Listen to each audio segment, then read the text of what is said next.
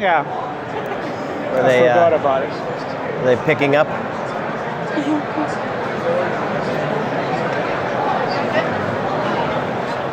All right, we have speed. Look at that, Marco. Are we going? Which camera are we looking at, though? The engine's running. Oh, okay. What? Yeah, exactly. What? Turn it to 11. It's already at 11, man. It is 11 in there. It's That's no 11 question in about there. that. So, Sean, Marco, we're sitting. we are sitting. We usually It's nice stand. to sit. I know. It's nice to And we're sit. not micing anybody. Nope. We're actually having the mic position on us, which is a luxury. Right? But I'm excited to be here. It is a luxury. It's a luxury to have Christina with us as well. Yeah, it's been a great experience. Thank you guys for having me. How has it been so far? You know, this is my second time at RSA this year. It's been a lot of fun. And I think it's just a great event for gathering and meeting people and reuniting with friends that we, get to see sometimes just once a year. And there's a lot of new activity this year too. So. What about you? I know this is the second time? My second, 10th time for 20 total. Wow. Yeah. It's, a lot has changed. I think the escalator is the same coming down. The escalator is the same? It was there? You notice I take the stairs down though. Yeah. And I take the stairs back up. Why? Because I eat a lot. I eat a lot. So. Got to work it off.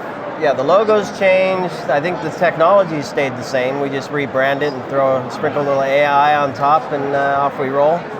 That's loads of people here, that's for sure. A lot of people, a lot of noise. So here's what I want to do here. So this is kind of our recap for the day, but it's also for yesterday and the day before. And the day before. And maybe we'll do a recap for tomorrow if we can Let's do that today. We can read into the future. But what I would like to do is to take the opportunity. You've been doing cyber for a while, cybersecurity. Yep. You've been doing it for more than 20 years, obviously. That's the third 10. I'd like to take this opportunity to do a little bit of what I like to do on my show. Looking back and looking at where we are to see if it's really just AI sticker slapped on something. Of course, it's a joke, I guess. But so, when did you get into cyber? So I started. I guess I was an ethical hacker, and ethical hacker. I shouldn't put that into air quotes. No, you should never do the ethical hacker. Well, so I started hacking. Let's start it again, Chuck. Cut. I started hacking about 20 years ago as a hobby, and that grew as a hobby. On non-hobby stuff, though. What? On non-hobby stuff. Non-hobby stuff. Let's cut that too. Let me start over. Hold on 1 second before I never did anything illegal. There were no laws back then. No laws. So I started off as a web developer, and I got into hacking, and I learned how to hack into different websites and things ethically, and continued working as a web developer, and at the same time also worked as a journalist. And my path into cyber kind of, was indirect. I went into journalism, marketing, and continued with web development on the side. And then eventually I moved into the GRC portion and started working with ISO, and that evolved into going to graduate school for a master's in cybersecurity and MBA. Right, but now you have this new show, and you talk about AI. I do. Surprise! Surprise! Right? Yes. So, your take, since when you, in a few words, since when you started, how different it is now, besides AI? Besides AI, I think it's matured. Mature? Yes. Cybersecurity has definitely matured. I remember, back in the early 2000s, there was so much that we did not have that we have today. And the policies and the development continue to change. year in, year out, as the technology changes and emerging technologies come through and start to impact our day-to-day. So I've seen maturity over the last couple of decades. So it's not a Wild West anymore? Not as much as a Wild West. I can't say it is. There's a lot more regulations about Sean, things. do you agree? No. No. I don't. No, AI is Wild West. AI is Wild West. I think it certainly has matured. No question about that. I just came here from a CISO luncheon, hanging out with a few friends and meeting some new ones, and we were talking about the maturity of the industry and have we created a monster? Oh, I like. industry? We're going into Frankenstein. We are going to Frankenstein. All right. Have we created a machine that can't keep up with itself? Because when 30 years ago, let's just say it, when I started, nobody really knew or cared. We can still say that today, but really nobody knew. They're passing viruses around on floppy disks, right? So the industry did a lot to educate, and we did a lot with the media and the press to raise awareness of breaches and things like that. Not unlike today, but because it was so new, it was very dramatic, and it really boosted things like this. And it basically built an industry that I don't know how many, 3,000 vendors or something at this point. So is it the monster that has to feed constantly in order to survive? Or it can, and do you remember before we started, I said I'm going to say bad things about the industry, but in a nice way. So is it necessary to have this industry on its own, or did it slowly eventually going to embed into other industry like technology, embed in clothing and manufacture and whatever you want?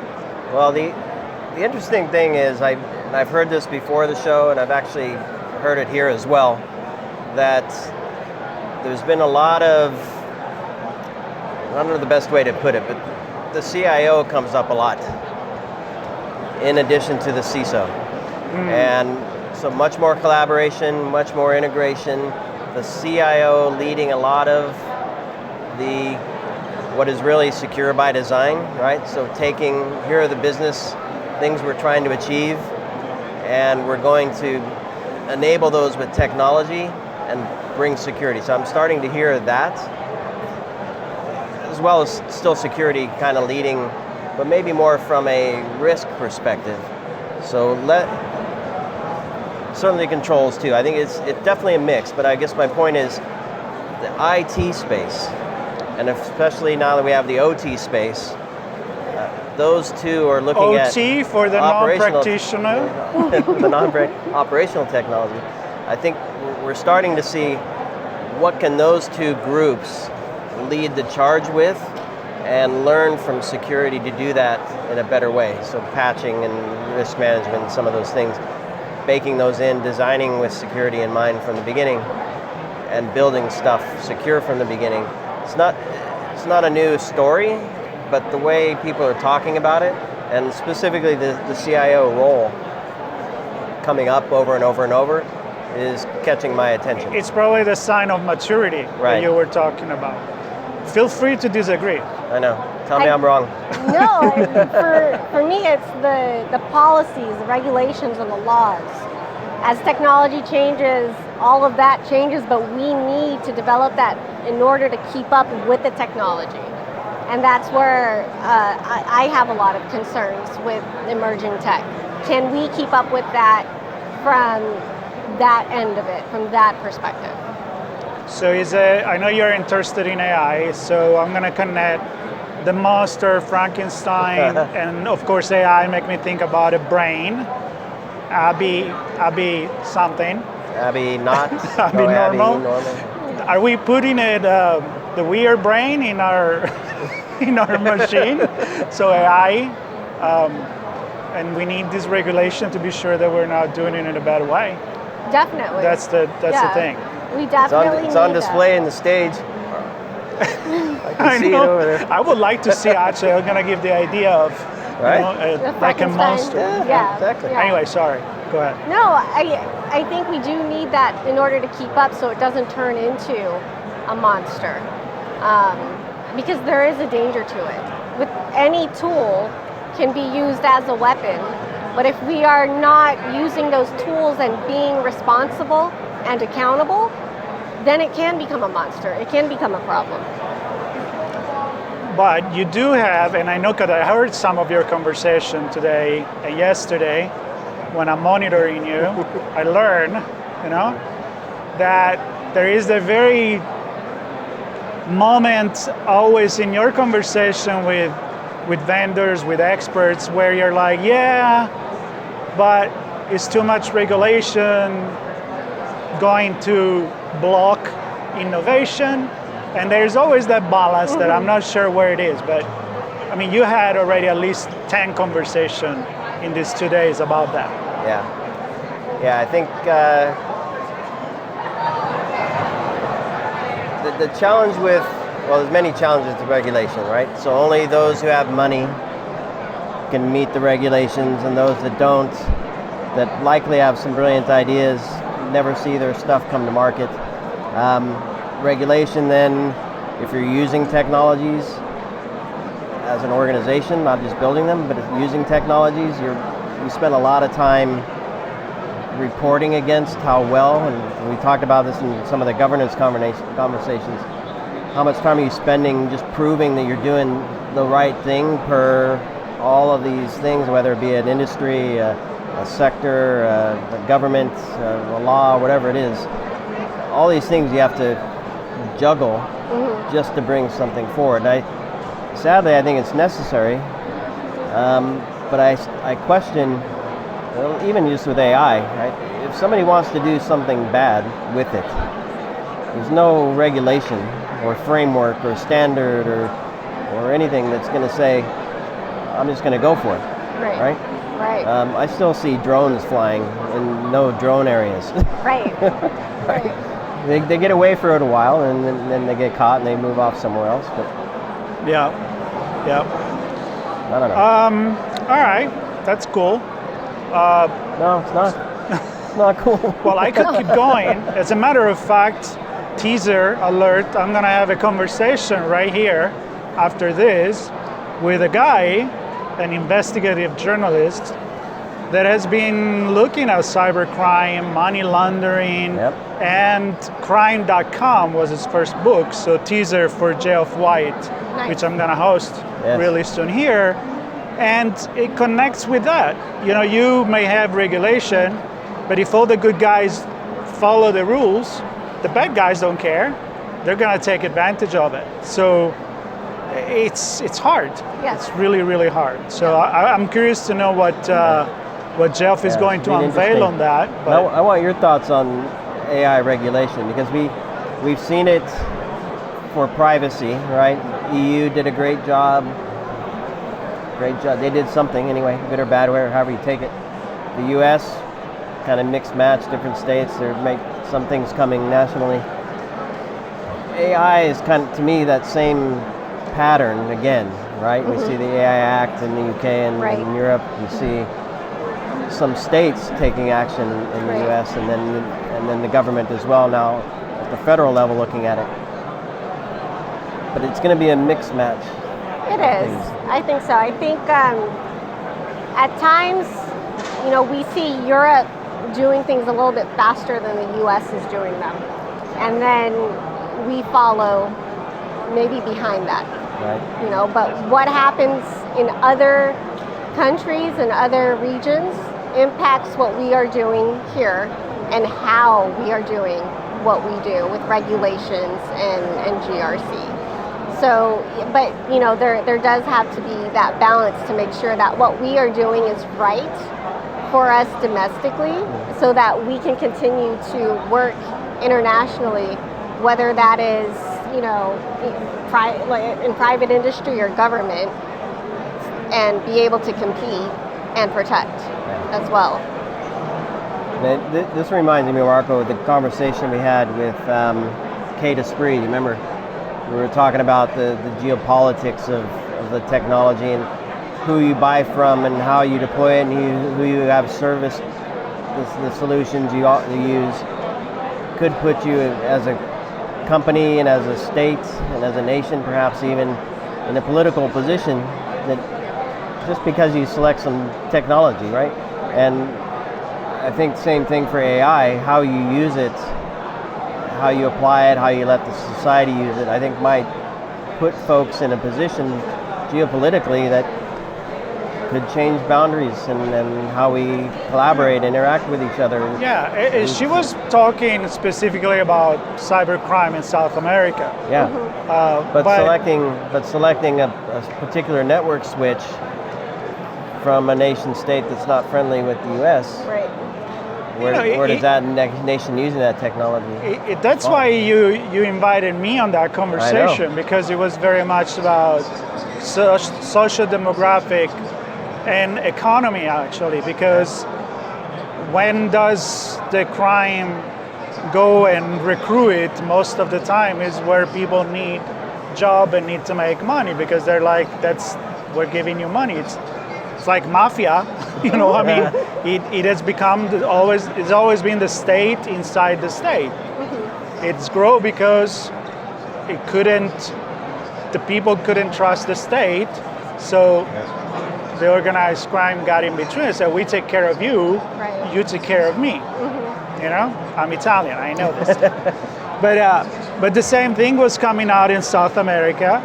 And to be honest, the same thing, I had a conversation with a congressional nominee, which she's here, Madison Horn, right before, as part of the pre-event coverage.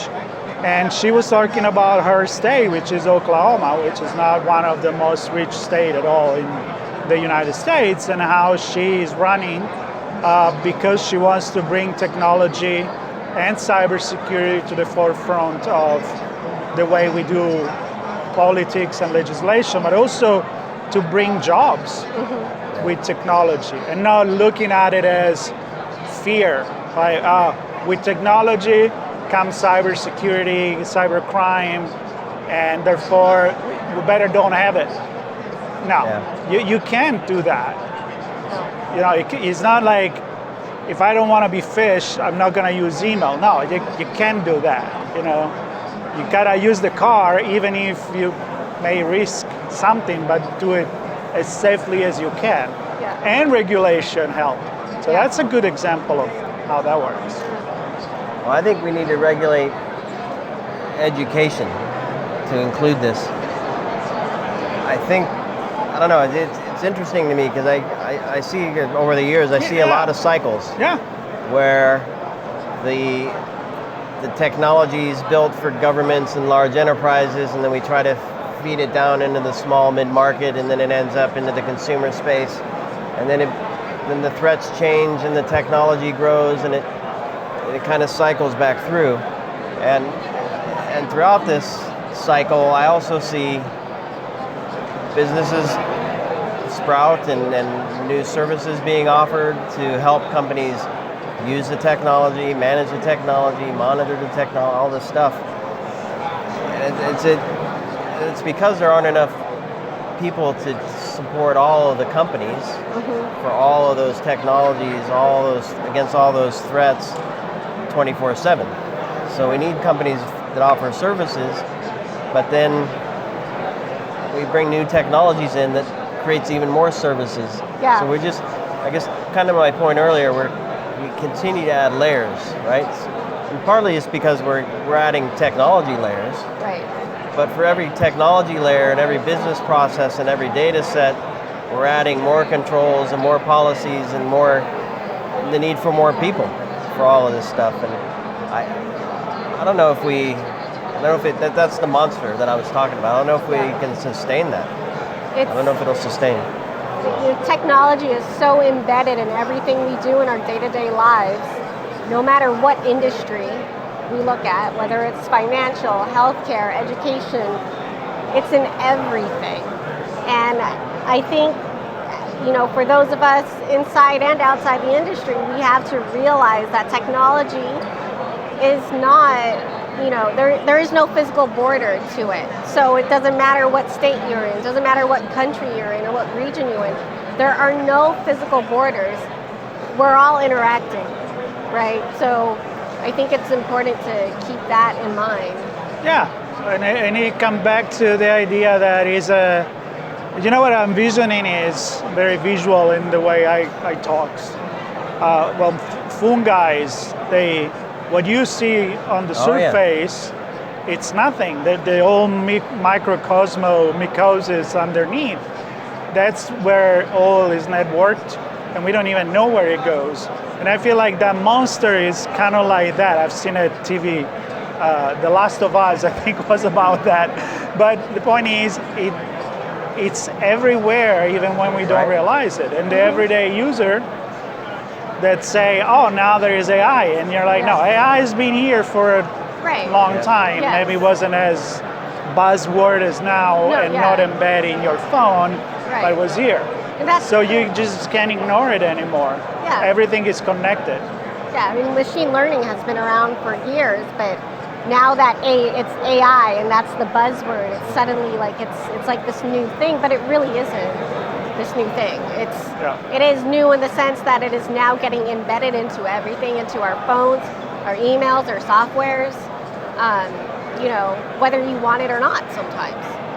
And is the consequence of everything connected. If we didn't have the internet, we probably, AI Turing was looking at it in the 40s, right? But in the 50s, but we didn't have the technology really to do it. But it's always been that Dr. Frankenstein dream, right? Yes. Anyway, Dr. Jekyll and Mr. Hyde. Yeah. Yes.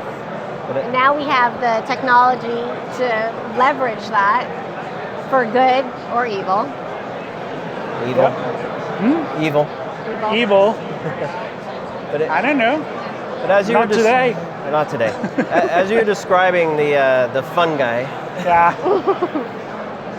I'm picturing, and we had this conversation, more of a philosophical, but we were talking kind of like ants and... The what? We were talking about ants and life. And remember that. But anyway, I was picturing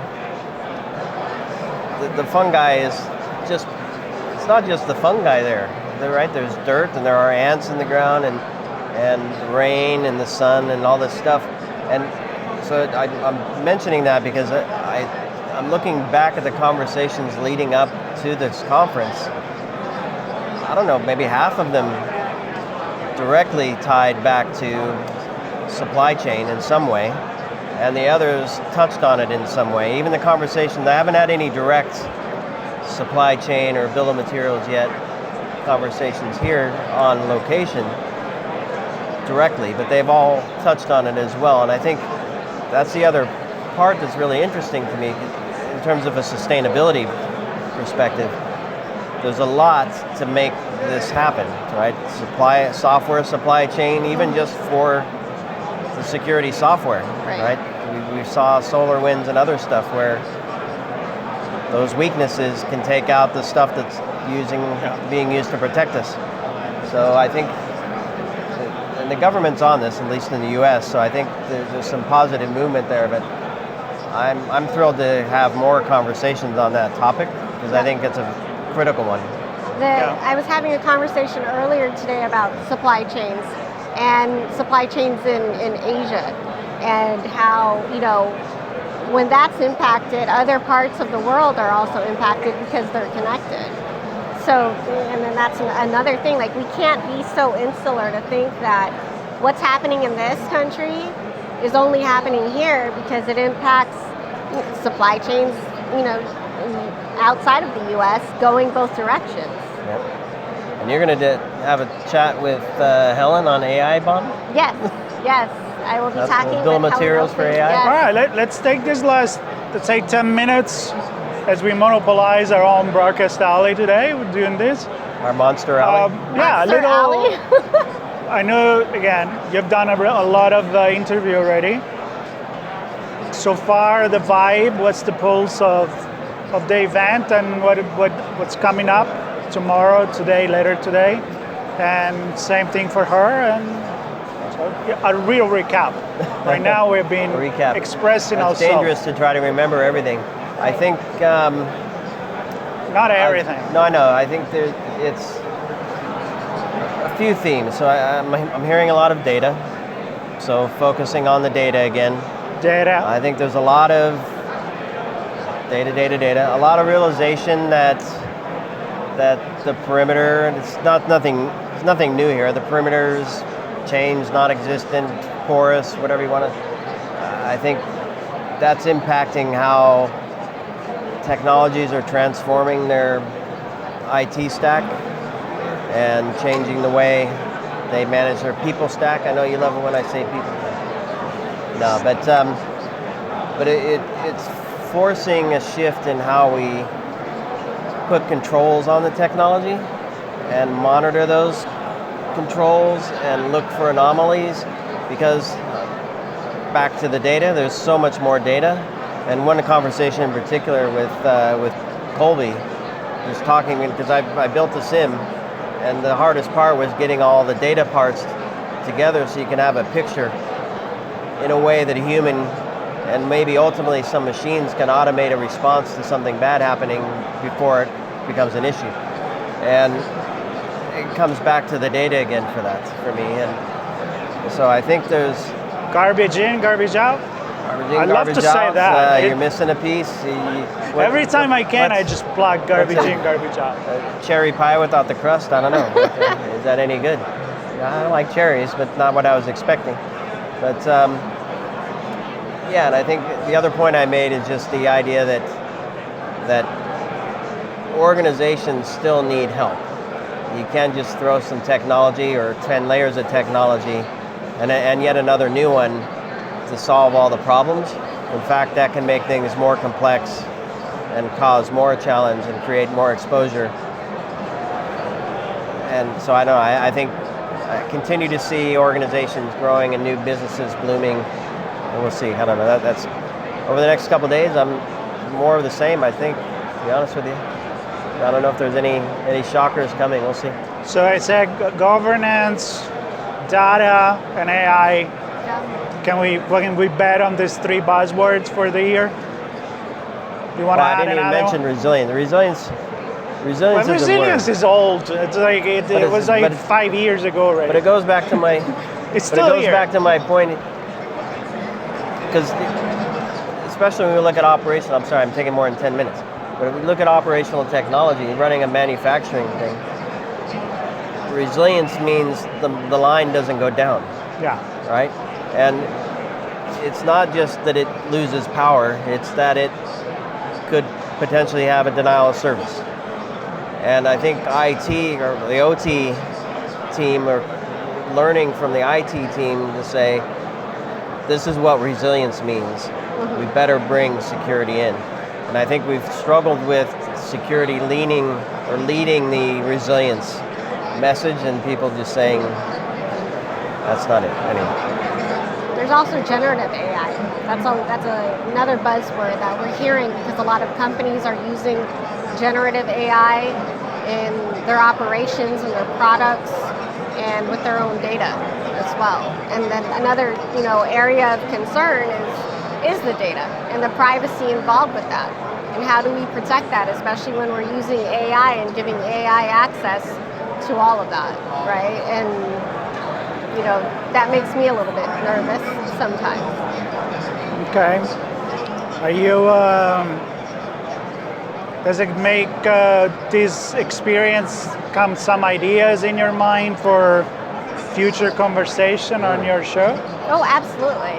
Yeah, definitely want to talk to a lot of people about generative AI and how they're using that, but how are they using that safely and ethically?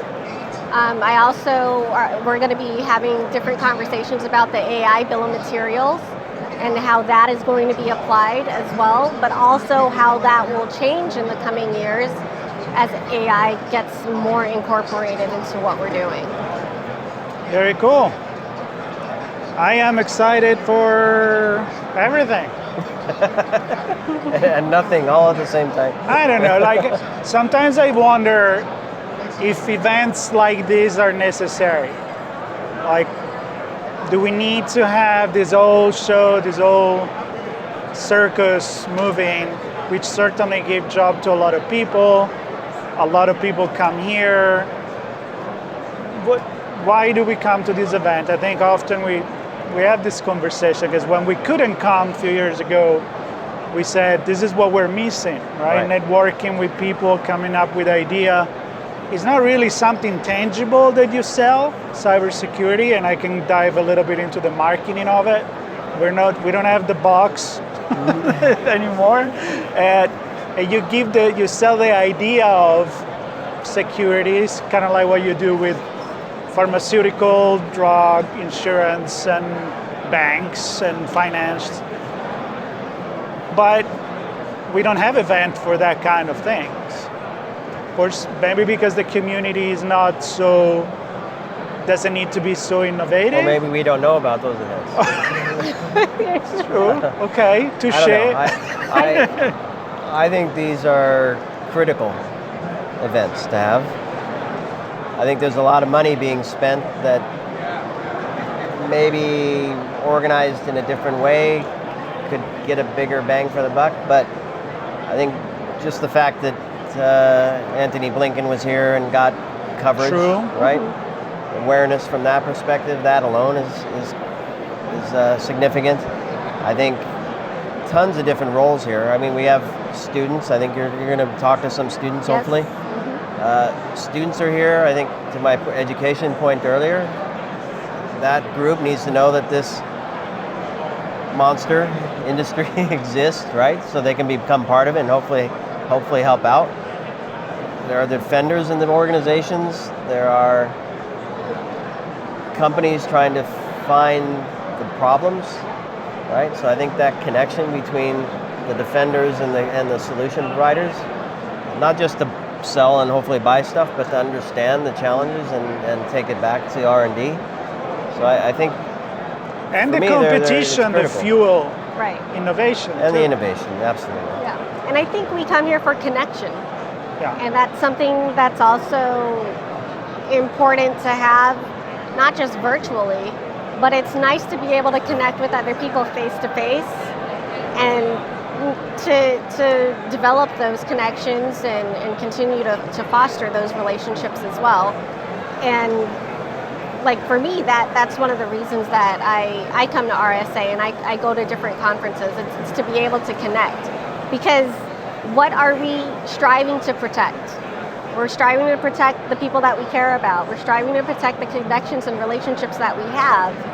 And that for me is what drives me in cybersecurity, to help keep people safe. But it's not without care. So of course those connections are important, and that's definitely one of the reasons I think we have these events. Yeah, for me it's about it's kind of like the old school World Trade Fair back in the 1800, 1900. You wanted to have the best product to present, to showcase what you could do, either Edison presenting the light bulb or or other innovation. It's even now, and I'm saying this because it's not just about we're very close to the expo here. We'll show you in other episode on the camera, but also on the other side there is the expo, the sandbox, the innovation sandbox, where there is all the new companies that are competing. There are 10 finalists, which some of them we talked to. There is our friends at the villages, so I'm going to throw shout out for them, from the IoT, the RSAC, the physical security, and of course aerospace. My favorite, the aerospace, my good friends, and that's also what it's about. Yes. Yeah. So I'm happy to be here. I'm happy to have this opportunity to have a chat with you guys, and to have many more here right after this and tomorrow. Yep. I And have one pet peeve I want to see change. One more thing from Sean. I always have swag? one more thing. What's that? The swag? Well, that was gonna be my second. I'm not a big fan of the swag and all that waste. Thankfully, they don't even offer us a bag, so I don't have to decline it or give it away. But the one thing I don't like seeing are these billboards on trucks, driving around and sitting idle, pumping out exhaust as I'm cruising around in the area. I don't need to see that ad on the truck through the fog of exhaust. Well, let's start the movement. Try a different one. Let's start a movement. You know who you are. You know who you are. Yep, we know who you are. Some of my friends. You know who you are. All right, well, All right. you know. That's my bit. I'm done. You're done? I'm out of here. You done? You done? I'm good, yeah. We're done. We're done.